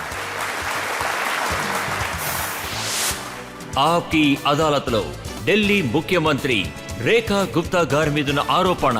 ఈవిడ ఇంతకు ముందున్న ప్రభుత్వం చేసిన మంచి పనుల్ని దెప్పుతూ ఉంటారు. ఇప్పుడు కేజ్రీవాల్ గారి పెద్ద కంప్లైంట్ ఏంటంటే, రీసెంట్లీ ఆయన ఏమన్నారంటే, మేము యమునా నదిని క్లీన్ చేశాం. యమునా నదిలోని దారుణమైన పరిస్థితి, ఇంతకుముందు అమోనియా 3-4 డేసే తెలుస్తుంది, ఇప్పుడు ఆ విషయం రోజూ తెలుస్తుందంటున్నారు. ఇది రేఖా గారి ప్రభుత్వం అంటున్నారు. ఒక గవర్నమెంట్, దానికి ఒక మంచి పదవీ కాలం దొరికింది. 10 సంవత్సరాలు, ఒక పూర్తి టెన్యూర్. చెప్పాలంటే దాదాపు 12 ఏళ్ల టెన్యూర్. మీరు మొదటి రోజు నుంచే చెప్పారు యమునాని ఇలా క్లీన్ చేసేస్తానని. తర్వాత 5 ఏళ్ల తర్వాత ఏం చెప్పారంటే, లేదు ఇప్పుడు క్లీన్ చేయలేదు, ఇంకోసారి అవకాశం ఇవ్వండి, ఇప్పుడు క్లీన్ చేస్తాను అని. మళ్ళీ అవకాశం వచ్చినప్పుడు, లేదు నా వల్ల కాలేదు, కానీ నెక్స్ట్ టైం ఖచ్చితంగా చేస్తానన్నారు. అది ఒక గవర్నమెంట్. ఇప్పుడు ఇంకో గవర్నమెంట్, అదొచ్చి 4 నెలలే అయింది. దీని మొత్తం సమస్య ఏమిటి, దీని సల్యూషన్ ఏమిటి, ఏమి చెయ్యాలి, ఇవన్నీ అర్థం చేసుకొని 2 మినిట్స్ టైం తీసుకొని మీకర్థమయ్యేలా చెప్పాలనుకుంటున్నాను. యమునా నది, అది యమునోత్రిలో స్టార్ట్ అయ్యి ప్రయాగ్రాజ్లో ముగిస్తుంది. దాదాపు 1400 కిలోమీటర్లు యమునా నది స్ట్రెచ్. అందులో 48 కిలోమీటర్లు ఢిల్లీ ద్వారా వెళ్తుంది. ఇక్కడ ఎక్కడ యమునా నది ఢిల్లీ ద్వారా వెళ్తోందో అక్కడ ఫ్రెష్ వాటర్ రాదు. ఎన్ని నీళ్లొస్తున్నాయో వాటిని తాగడానికని ఆపేస్తున్నారు. నది లోపలికి ఏమెళ్తుంది, చుట్టూ కావాయిలు. ఢిల్లీ మొత్తం అవే ఉన్నాయి, పెద్ద పెద్ద కావాయిలు. నజఫ్గఢ్, చాస్రా అవన్నీ యమునా నదిలోకి వెళ్తాయి. అది ఎలాంటే మట్టిగా, చెత్తగా, అదంతా యమునా నదిలోకే వెళ్తాయి. ఏ రోజూ ఆ గవర్నమెంట్ పనిచేయలేదు. మేమొచ్చిన తర్వాత యమునా నదిని ఎలా క్లీన్ చేయాలని ఆలోచించాం. అప్పుడు ముందు ఈ కావాయిల్ని క్లీన్ చేయాలనిపించింది. వాటన్నిటినీ ఆపి శుభ్రపరిచి డిఓడి లెవెల్ని సరిచేసేకే యమునా నది లోపలికి పంపించాలి. 38 ఎస్టీపీ ప్లాంట్ ఉన్న విషయం తెలుసుకున్నాం. అందులో 22 డిపిసిసి గైడ్లైన్స్లో లేనందువల్ల అది పనిచేయదు. మేము రోజూ దాదాపు 3800 ఎంఎల్బీ దాన్ని సెల్ట్ ఆ కావాయి నుంచి బయటపడుతుంది. ప్రాసెస్ 1000 కూడా చేయలేకపోతున్నాం. ఫుల్లుగా నదిలోకి వెళ్ళిపోతోంది. ఈరోజు ఈ గవర్నమెంట్ రాగానే ఆ కావాలన్నిటికీ ట్యాపింగ్ ప్లాన్ని వేశాం. అందులో 38 ఎస్టీపీస్ పాతవి అవి అప్డేట్ చేసి తర్వాత అప్గ్రేడ్ కూడా చేశాం. తర్వాత కొత్త డీసెంట్రలైజ్డ్ ఎస్టీపీ, ఎందుకంటే వాటిని శుభ్రం చేయనంత వరకు ఆ నీళ్లు శుభ్రం కావు. అంతవరకు మన యమునా నదిని శుభ్రం చేయనే లేవు. ఈ రోజు ఢిల్లీలో ఎన్నో ఇండస్ట్రియల్ ఏరియాస్ ఉన్నాయి. అందులోంచి బయటకొచ్చే ఫ్లూయిడ్స్ కి ఎటువంటి ట్యాపింగు లేదు. ఆ ఫ్లూయిడ్స్ ని సరిచేయడం కోసం ఎవరు ఇంతవరకు ఏవీ చెయ్యలేదు. అందులో ఎన్ని కెమికల్స్ మిక్స్ అయ్యాయంటే అవి నదిలో పడగానే నొరొస్తుంది. అవన్నీ ట్యాప్ చేసే పని మేం చేస్తున్నాం. ఈరోజు హర్యానా తరపు నుంచి, ఫ్యాక్టరీ నుంచి వచ్చే ఫ్లూయిడ్ అవి ట్యాప్ చేయడానికి వాళ్లతో మేము మాట్లాడాము. పూర్తిగా యమునా నది లోపలికి వచ్చే 1 లీటర్ నీళ్లు కూడా శుభ్రమయ్యే దాని లోపలికి రావాలని ఒక మంచి ప్లాన్తోనే 9 కోట్ల బడ్జెట్ మేం ఈ సంవత్సరం వేసి పెట్టాం. అండ్ కంటిన్యూస్ గా స్టెప్ బై స్టెప్ దాంట్లో మేం పనిచేస్తున్నాం. ఇది ఒకరోజు పని కాదు. మీలాంటి సీనియర్ రిపోర్టర్స్ అడుగుతారు ఇది ఎప్పుడు పూర్తవుతుందని. నేను అబద్ధం చెప్పను. ఈ పని కష్టమని నాకు తెలుసు. కాని నేను చెప్పాను కదా, మేము పని చేసే విధానం, అందులో ఎలాంటి ఎక్స్పర్ట్స్ ని మేము ఇన్వాల్వ్ చేస్తాము, ఎలాంటి టెక్నాలజీస్ ని యూజ్ చేస్తున్నాము, ఆ పనులన్నీ ఈ 4 నెలలుగా మేం ఒక్కొక్క నిమిషము అందులో పని చేసాము. 1 నిమిషం కూడా టైం వేస్ట్ చేయలేదు. అండ్ ఖచ్చితంగా మేము అదంతా సరి చేస్తాము. ఆ 1700 కాలనీస్ ఢిల్లీలో అన్ఆథరైజ్డ్ కాలనీస్, అక్కడ సీవర్ లైనే లేదు. అక్కడంతా సీవర్ లైన్స్ వెయ్యాలి. దానికోసం పని ప్రారంభించాం. అక్కడ కావా సీవర్ లైన్ లేకుండానే వెళ్తోంది. అప్పుడు సీవేజ్ కావాకు వెళ్తుంది. ఆ నీళ్లు వెళ్లి నదిలో కలుస్తుంది. అది సరిచేయడానికి అక్కడ సీవర్ లైన్ వెయ్యాలి, తర్వాత పైప్ లైన్ వెయ్యాలి. ఈ పనంతా ఇప్పుడు గవర్నమెంట్ చేస్తోంది. తర్వాత అందులో ఎంత సాలిడ్ వేస్ట్ ఉందో, మీ వేస్ట్ అంతా యమునా నదిలోనే ఉంటుంది. అదంతా క్లీన్ చేయాలి. ఈ ఫ్లో కోసం మేము హర్యానాతో మాట్లాడాలి, ఉత్తరప్రదేశ్తో మాట్లాడాలి. యమునా నదిలో ఈ ఫ్లో ఏర్పడడం కోసం అన్ని తరపున గవర్నమెంట్ పోరాడుతోంది. తర్వాత నేను ఎక్కువ చేసి చెప్పడం లేదు. ప్రథమ మంత్రి నుండి ఎవరికంతా దీనిమీద శ్రద్ధుందో యమునా నది గురించి వాళ్లకంటే ఎన్నో రెట్ల శ్రద్ధ నాకుంది. మేము నిజాయితీగా దాని గురించి పనిచేస్తున్నాం. అండ్ మెల్లమెల్లగా ఢిల్లీలో శుభ్రమైన యమునా అని మనం చూడగలుగుతాం. ఇది మీరు నమ్మచ్చు. కానీ మీరు మర్చిపోయినట్టున్నారు, కేజ్రీవాల్ గారు యమునా నదిని క్లీన్ చేయడం వల్ల మీకు ఓట్లు రావండి అని అంటున్నారు. అదాయనికి తెలిసిపోయింది. ఆయన నమ్మకం అది ఎలక్షన్తోనే మారిపోతుంది. ఎలక్షన్తో వస్తే దాంతోపాటే వాళ్ళు మారిపోతారు. మేము అలా కాదు. మా నమ్మకం యమునా తల్లితో పాటే కలిసి ఉంటుంది. ఎలక్షన్ ఉందో లేదో, ఓటు దొరుకుతుందో లేదో అదంతా విషయం కాదు. ఒకవేళ భారతీయులందరికీ ఆశ ఉంది అంటే యమునా మాతని ఢిల్లీలో శుభ్రంగా చూడాలి అని. అది చేయవలసిందే నా బాధ్యత. వాళ్ళకి ఇంకొక లోటు కూడా ఉంది. వాళ్ళ కాలనీస్లో ఉన్న క్లినిక్స్ని మీరు పూర్తిగా క్లోజ్ చేయించేశారు. ఆతీష్ గారు ఏమంటున్నారంటే అక్కడ వైద్యం, మందులు, టెస్ట్ అన్నీ ఫ్రీగా దొరికాయి అంటున్నారు. చూడండి, ఇది మీరు ఢిల్లీ ప్రజల్ని అడగండి. షో ఇంకా ఆడంబరమైన గవర్నమెంట్ వాళ్ళకి ప్రొపగండా చేసే ఆ నొప్పి తెలుస్తుంది. అమ్మే నొప్పి, పబ్లిసిటీ. చెప్పాను కదా, కొంచెం ధరకే పబ్లిసిటీ చేస్తారని. కాలనీ క్లినిక్ అంటే రోడ్డు పక్కనే చెత్త కుప్పల మధ్యన ఒక క్యాబిన్ పెడతారు. తర్వాత అక్కడొక డాక్టర్ని కూర్చోపెట్టి తనతో ఏమన్నారంటే ఒక పేషెంట్కి 40 రూపాయలు దొరుకుతుంది అని. ఇప్పుడు చెప్పండి, డాక్టర్ పేషెంట్స్ని నయం చేస్తారా లేక క్యూ నుంచోపెడతారా? తర్వాత అందులో అవినీతి, అందులో చీటింగ్, తర్వాత అందులో నేను ఒకరోజుకి 500 పేషెంట్స్ని అటెండ్ చేశాను, నాకు జీతం ఇవ్వండి అంటారు. అక్కడ మందుల్లేవు, అక్కడ వ్యాక్సినేషన్ లేవు. ఆరోగ్యానికి దానికి ఏంటి కంపారిజన్? ఆరోగ్య మందిర్ మీకు ఫుల్ ఫ్లెడ్జ్ ప్రైమరీ హాస్పిటల్ ఉంది, డిస్పెన్సరీ ఉంది. దాని లోపల medical staff, paramedical staff, nursing staff అందరూ ఉంటారు. అక్కడ మీకు మందులు దొరుకుతాయి, వ్యాక్సినేషన్ దొరుకుతాయి, అక్కడ మీకు ట్రీట్మెంట్ దొరుకుతుంది, అక్కడ మీకు ఫస్ట్ ఎయిడ్ దొరుకుతుంది. ఇంతకీ అక్కడ మీకు టెస్టింగ్కి కూడా ఫుల్ ప్రొవిజన్ ఉంది. అక్కడ మీకు ఫ్యామిలీ ప్లానింగ్ కూడా అక్కడున్న ప్రజలకి అది కూడా ప్రొవైడ్ చేస్తున్నాం. So primary sector health care ఆరోగ్య మందిర్లో మీకు దొరుకుతుంది. సో ఇలాంటి వసతి ఢిల్లీలో మేము ఎన్నో వేల కొద్దీ ఆరోగ్య మందిర్లో మీకు ఇవ్వడానికి మేము పని ప్రారంభిస్తున్నాం. దాదాపు 100 ఆరోగ్య మందిర్లు ఇప్పటికీ మేము స్టార్ట్ చేశాం. అది ఢిల్లీ ప్రజలకి గవర్నమెంట్ ఇచ్చిన ఒక ఆశీర్వాదం. దానివల్ల మీకు ఎంతో మంచి జరగబోతోంది. కాలనీ క్లినిక్ అంతా ఒక ఫ్రాడ్. ఢిల్లీ ప్రజల కంట్లో మట్టిగొట్టి వాళ్ల డబ్బుని మిస్యూజ్ చేసి అక్కడ ఫెసిలిటీ అన్న పేరుతో అసలు ఏమీ లేదు. ఇవాళ ఆరోగ్య మందిర్ ఎక్కడంతా ఓపెన్ అయిందో అక్కడంతా ప్రజలు సంతోషంగా ఉన్నారు. వాళ్ళకిప్పుడు తెలిసింది వాళ్ళకి హెల్త్ ఫెసిలిటీస్ అని ఇప్పుడు కరెక్ట్గా దొరికాయి. మీరు ఎప్పుడైనా అక్కడికి వెళ్ళి సూపర్వైజ్ చేస్తారా? మీరు ఓపెన్ చేసిన ఆరోగ్య మందిర్ కరెక్ట్గా పనిచేస్తుందా లేదా అని? నా పనే ఇదే కదా. ఢిల్లీ ప్రజల ప్రతినిధిని 24/7 వాళ్ల ముఖ్యమంత్రిని ఒకసారి ఆరోగ్య మంత్రిలో చూడొచ్చు, ఒకసారి ఏదైనా స్కూల్లో, ఒకసారి కావా దగ్గర ఉంటాను. సో ప్రజల కోసం నేను ఏ పని చేస్తున్నా అది కరెక్ట్గా ఇంప్లిమెంట్ అయ్యిందా లేదా అని నేనెప్పుడూ చెక్ చేస్తూనే ఉంటాను. నేనైనా సరే, నా మంత్రులైనా సరే, పార్లమెంట్ మెంబర్స్ కూడా. అది ఆయన ఏమంటున్నారంటే ఒక మంచి గొప్ప వ్యక్తి మనీష్ సిసోడియా గారు ఉన్నారు. వాళ్ళు దేశంలో ఒక మంచి ఎడ్యుకేషనల్ పాలసీని తయారు చేశారు ఢిల్లీ స్కూల్స్లో ఉన్న పరిస్థితుల్ని మార్చడానికి. తర్వాత దీని గురించి ఒక ఆర్టికల్ న్యూయార్క్ టైమ్స్లో కూడా వచ్చింది. ఏ ఎడ్యుకేషన్ మోడల్ గురించి వాళ్ళు మాట్లాడుతున్నారు? ఆ ఎడ్యుకేషన్ మోడల్స్ అన్నిటికంటే ఢిల్లీ ఎడ్యుకేషన్ మోడల్ మీకొకటి చెప్పనా? ఢిల్లీ గవర్నమెంట్ టోటల్ స్కూల్స్ 16 లక్షల పిల్లలున్నారు. స్కూల్స్ 799. ఆ 799లో కేవలం 253 బిల్డింగ్లు మాత్రమే బావున్నాయి. మిగతా వాళ్ళు ఈరోజు సెమీ ఫినిష్డ్ బిల్డింగ్లో ఉన్నారు, షెడ్లో ఉన్నారు. ఇలాగే ఢిల్లీ ఎడ్యుకేషన్ మోడల్ ఉంది.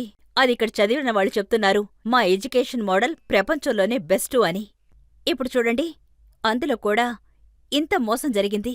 బాత్రూంను కూడా క్లాస్ రూమ్గా వాళ్ళు డిక్లేర్ చేశారు.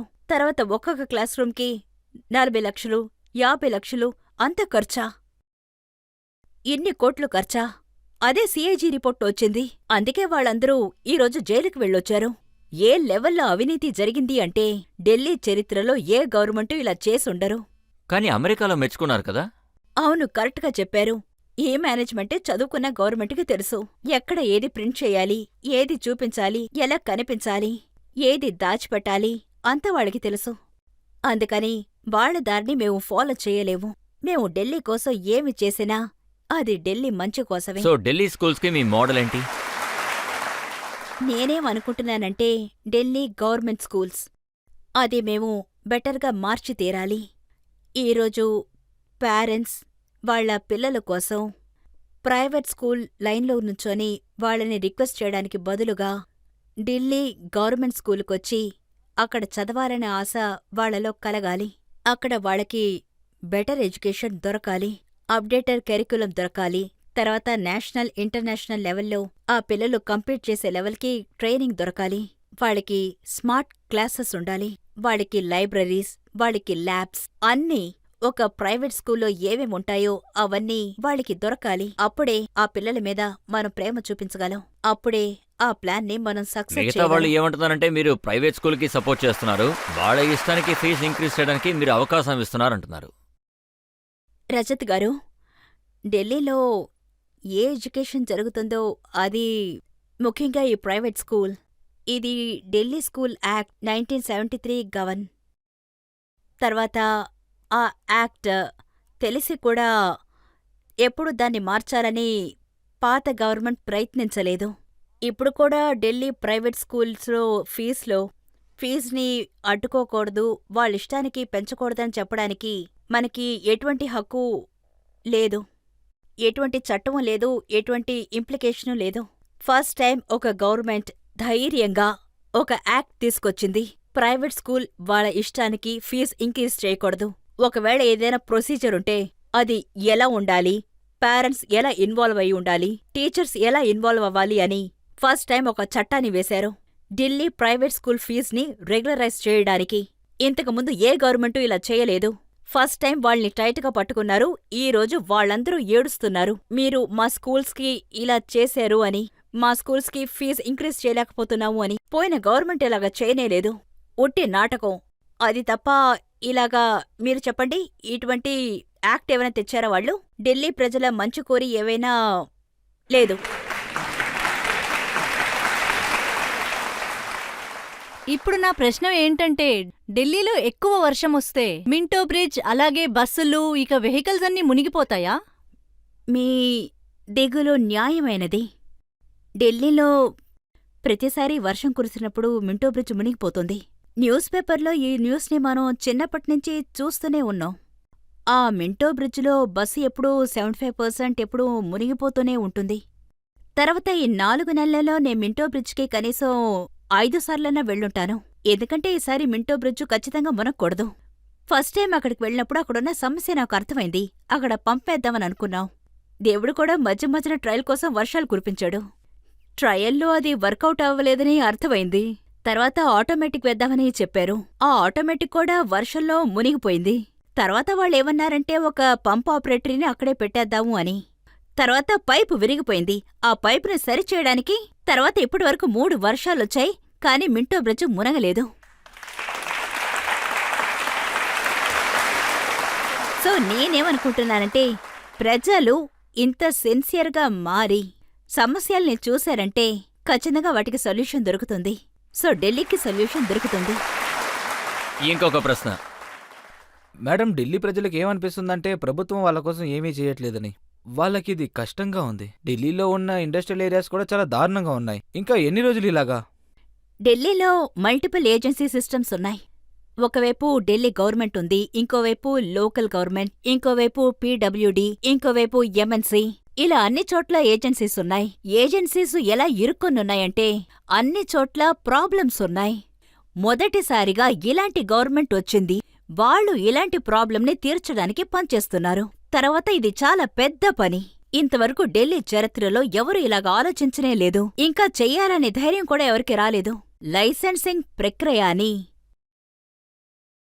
బెటర్గా మార్చడానికి మేము పోలీస్ వాళ్ల దగ్గర నుండి మేము లైసెన్స్ని తీసేసి ఈరోజు పూర్తిగా అందరి దగ్గర నుంచి తీసేసి కేవలం ఒక్కడి దగ్గర మాత్రమే ఏజెన్సీని పెట్టాం. ఇది మీకు లైసెన్స్ ఇస్తుంది. ఇది ఢిల్లీ చేసిన చాలా పెద్ద పని. వ్యాపారులు కూడా చాలా సంతోషంగా ఉన్నారు. మొదటిసారిగా మొదటిసారిగా Delhi government traders welfare board సృష్టించారు. ఇందులో వాళ్ళ ఇన్వాల్వ్మెంట్ కూడా ఉంటుంది. ఇందులో వాళ్ళతో కలిసి ఎలా పని జరుగుతుంది. మొదటిసారిగా ఢిల్లీలో ఫ్యాక్టరీ లైసెన్స్ ని అది ఎంసీడీను ఇస్తుంది, ఢిల్లీ గవర్నమెంట్ ఇస్తుంది. అండ్ ఫస్ట్ టైం ఈ పని జరగబోతోంది. ఎంసీడీని అక్కడి నుంచి తీసేసి కేవలం డిఎస్ఐడిసి మీకు ఢిల్లీ గవర్నమెంట్ ఒక single window system, is of doing business వీటి అన్నిట్లో పనిచేసి మేము వ్యాపారుల్ని ఎంకరేజ్ చేస్తున్నాం. ఎందుకంటే బెటర్ అయిన వసతులు ఇక మీదట వ్యాపారులకి దొరుకుతుంది.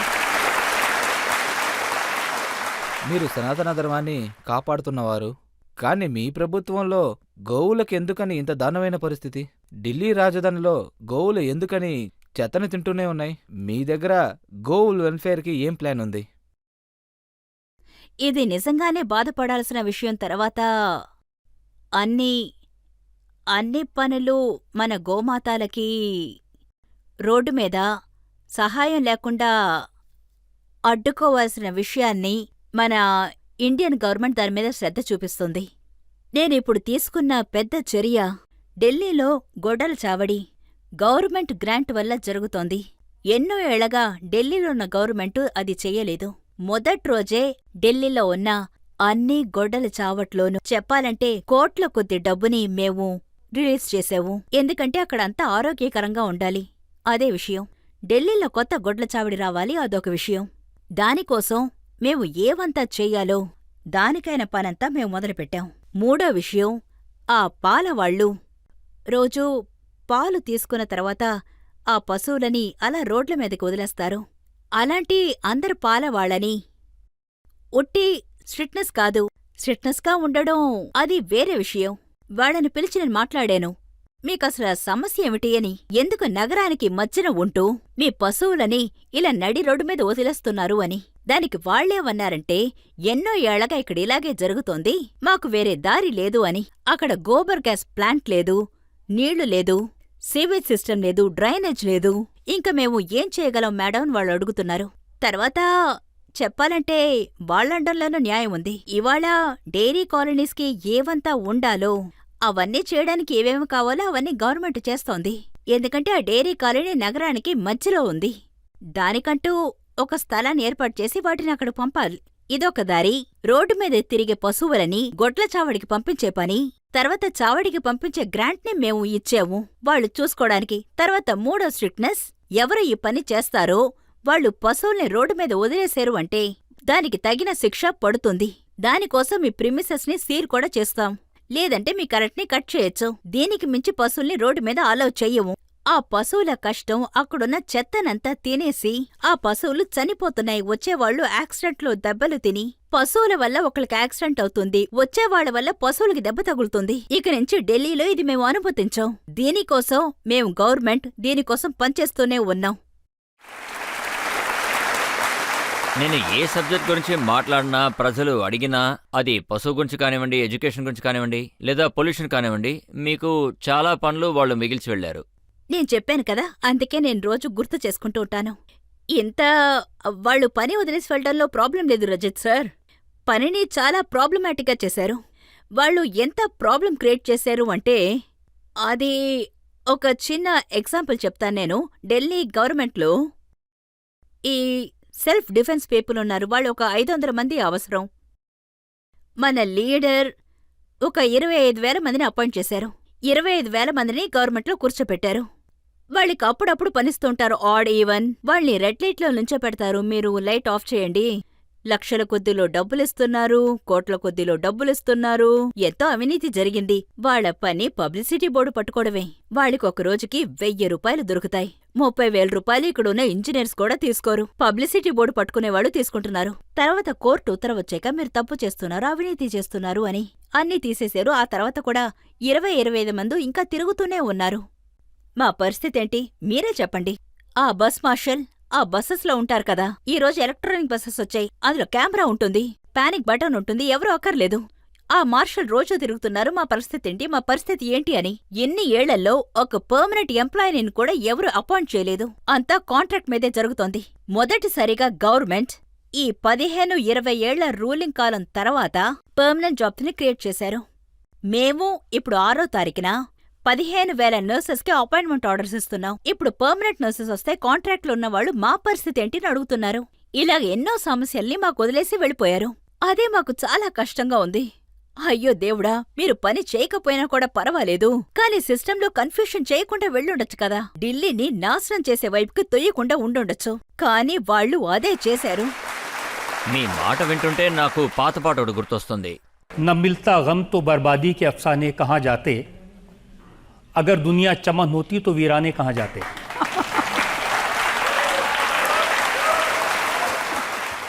ఇప్పుడు మనం ఒక బ్రేక్ తీసుకుందాం. బ్రేక్ తర్వాత ఆప్కి అదాలత్లో ఢిల్లీ ముఖ్యమంత్రి రేఖా గుప్తా గారి మీద ఆరోపణల ప్రశ్నలు కొనసాగుతాయి. ఢిల్లీ కేజ్రీవాల్ గారిని ఢిల్లీ వెతుకుతోంది, బీహార్ జైలు కూడా వెతుకుతోంది.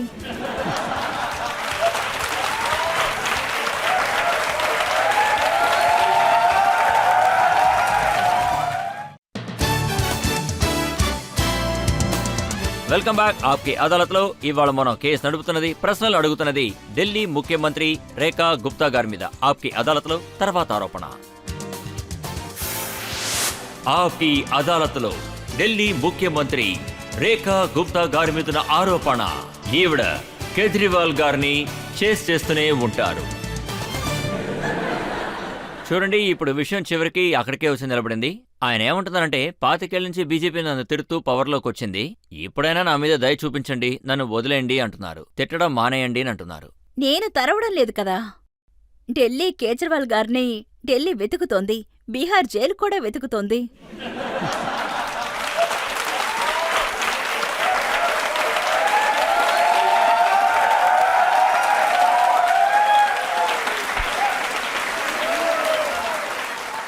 ఇప్పుడు మీ ప్రభుత్వంలో ఉన్న ఒక మంత్రి ఏమంటున్నారంటే, కేజ్రీవాల్ గారు డిప్రెషన్లోకి వెళ్ళిపోయారని అంటున్నారు. ఆయన పంజాబ్కి వెళ్ళానంటున్నారు.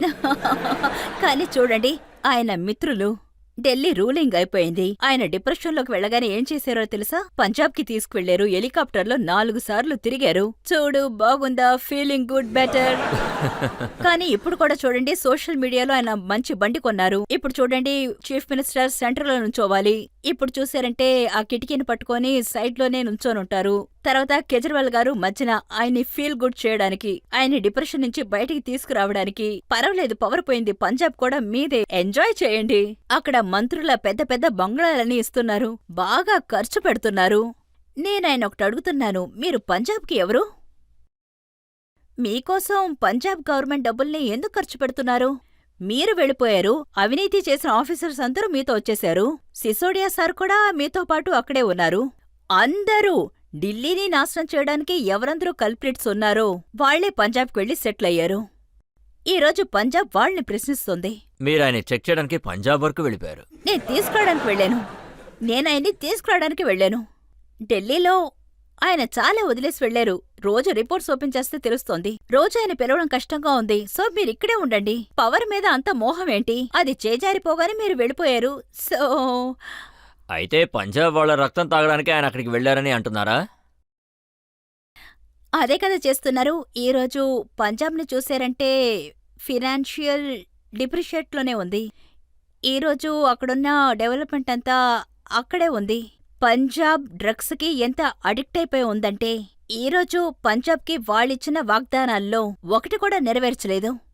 తర్వాత సూపర్ సీఎంగా మారి అక్కడున్న ప్రజల్ని పనిచేయనివ్వకుండా చేయడం, ఇదంతా పంజాబ్కి మంచిది కాదు. మీరు ఏమంటున్నారంటే వాళ్ళు మత్తుకి బానిసయ్యారని, కానీ వాళ్ళు డ్రగ్స్ ని పట్టుకునే పనిలో ఉన్నామంటున్నారు. విక్రమ్ మల్వీత్ సింగ్ మల్వేటి అని పట్టుకుని జైల్లో వేశామంటున్నారు. కానీ ఢిల్లీ పోలీసులు గానీ లేదా ప్రభుత్వం గానీ ఆయనకి సాయం చేయట్లేదంటున్నారు. ఇంతకుముందు వాళ్ళు ఢిల్లీ గవర్నమెంట్ ని తప్పుపడుతూనే ఉన్నారు.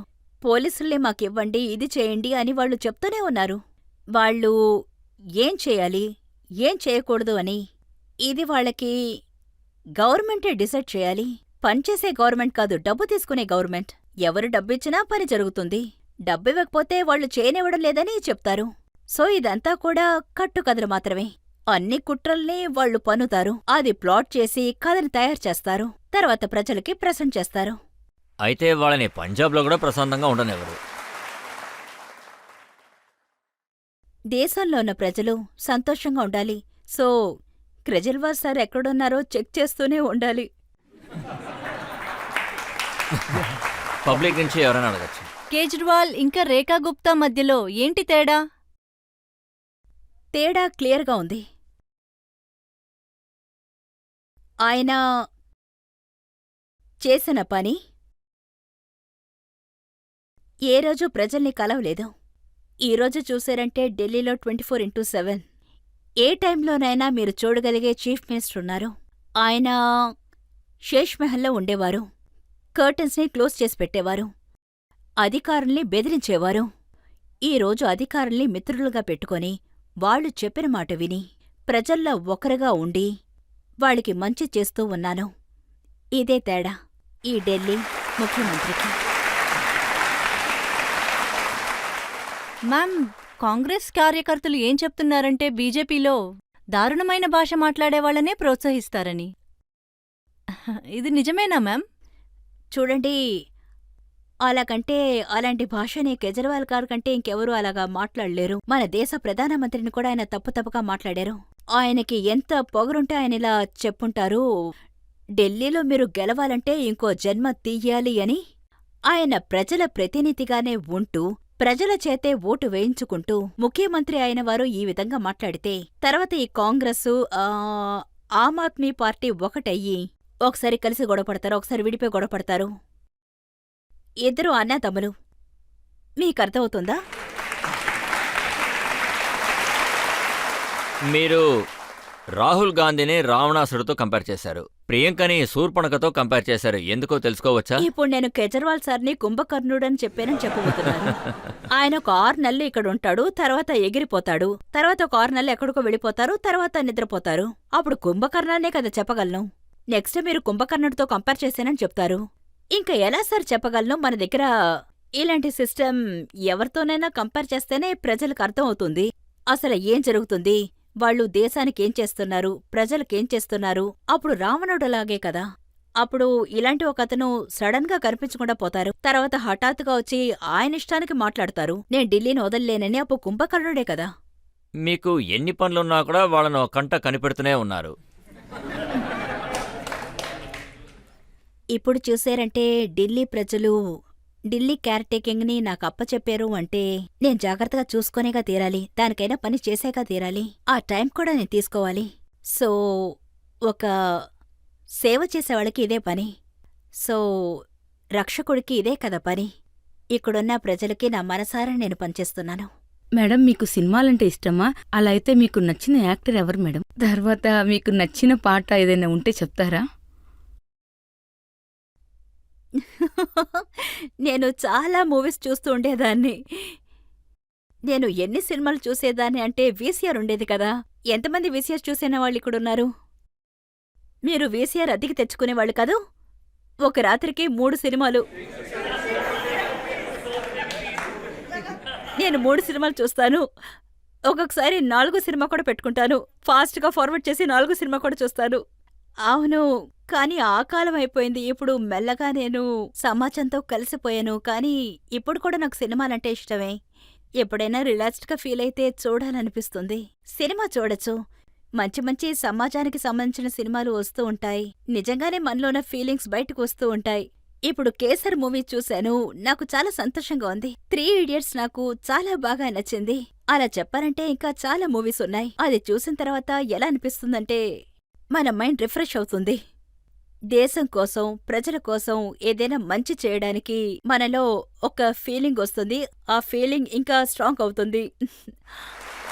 వాళ్ళు మీ ఫేవరెట్ యాక్టర్ ఎవరని అడుగుతున్నారు, అలాగే పాట కూడా. నేను మర్చిపోయాను.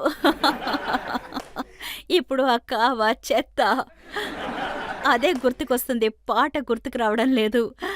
కానీ ఒక పాట చాలా బాగుంటుంది. तेरी मिट्टी में मिल जावा मैं गुलवन।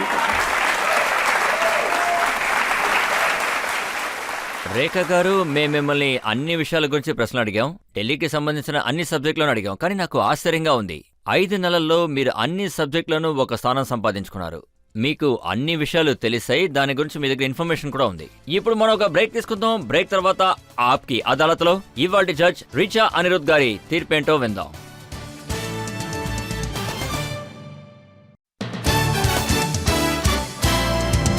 ఆప్కి అదాలత్లో ఇవాల్టి మన అతిథి ఢిల్లీ ముఖ్యమంత్రి రేఖా గుప్తా. ఇప్పుడు ఆప్కి అదాలత్లో ఇవాల్టి జడ్జ్ రిచా అనిరుద్ గారి తీర్పేంటో విందాం. రేఖ మ్యామ్, మీరు డౌన్ టు ఎర్త్ నాయకురాలు, బాగా సమాధానం చెప్పారు. మన జనాల పల్స్ మీకు బాగా తెలుసు. ఇందులో మంచి విషయం ఏంటంటే మీరు నవ్వుతూనే సమాధానం చెప్పారు. మీరు నవ్వుతూనే పని చేసుకుంటారనుకుంటా. మీరు ఢిల్లీ యొక్క హాట్ సీట్లో కూర్చుని కొద్ది రోజులు మాత్రమే అయిందనుకుంటా. కానీ మీ దగ్గర నుంచి ఢిల్లీ ప్రజలు చాలా ఎదురు చూస్తున్నారు. ఇవాళ రేఖా మ్యామ్ మీరు అడిగిన ప్రశ్నలన్నిటినీ ఏదీ దాచుకోకుండా సమాధానం చెప్పారు. మీ అన్ని సమాధానాలు అన్అపాలజెటిక్గా తెలుస్తుంది. ఇంకొక మంచి విషయం ఏంటంటే మీరు పెద్ద పెద్ద మాటలేవీ ఇవ్వలేదు, ఎందుకంటే ఢిల్లీ ప్రజలు ఈ మాటలు విని అలిసిపోయారు. ఈ రోజు న్యాయస్థానంలో రేఖా గారి మాటలు చాలా అద్భుతంగా ఉన్నాయి. మీ సెన్స్ ఆఫ్ హ్యూమర్ కూడా చాలా బాగుంది, ఎందుకంటే మీ ఫ్యూచర్కి ఇది చాలా ఉపయోగపడుతుంది. మీకు ఇంకా ఎన్నో సమస్యలు వస్తాయి. ఈ న్యాయస్థానం మిమ్మల్ని అన్ని ఆరోపణల నుండి విడుదల చేస్తుంది. రాబోయే కాలంలో మీరు మంచి పరిపాలన చేయాలి.